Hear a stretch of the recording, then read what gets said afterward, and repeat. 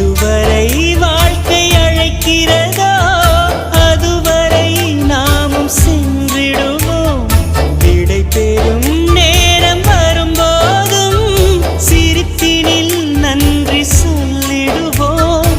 பரவசம், இந்த பரவசம் எந்நாளும் நெஞ்சில் தீராமல் எங்கே வா